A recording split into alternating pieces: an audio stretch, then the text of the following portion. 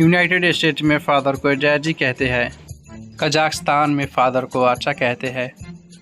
Morocco में father को वालिद कहते हैं। स्पेन में फादर को पप्पा कहते हैं।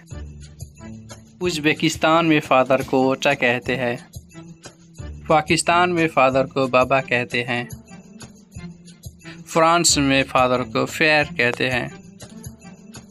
फ़लस्तीन में फादर को अब्बू कहते हैं। ब्राज़ील में फादर को बुआ कहते हैं। आयरलैंड में फादर को जैजी कहते हैं। बांग्लादेश में फादर को बाबा कहते हैं। कोलंबिया में फादर को पापा कहते हैं। रोमानिया में फादर को चाचा कहते हैं। रसिया में फादर को पापा कहते हैं। थाईलैंड में फादर को फाओ कहते हैं। यूके में फादर को डैडी कहते हैं। म्यांमार में फादर को पेपे कहते हैं और इंडिया में फादर को पापा कहते हैं। डेनमार्क में फादर को फा कहते हैं। मेक्सिको में फादर को पा कहते हैं। फिलीपींस में फादर को चाचे कहते हैं। स्वीडन में फादर को फा कहते हैं। केनिया में फादर को बाबा कहते हैं। अर्जेंटीना में फादर को पापा कहते हैं। अजरबैजान में फादर को आचा कहते हैं। नीदरलैंड में फादर को वेडर कहते हैं और नेपाल में फादर को बुबा कहते हैं। इटली में फादर को फैस्ट्रे कहते हैं। साउथ अफ्रीका में फादर को बाबा कहते हैं।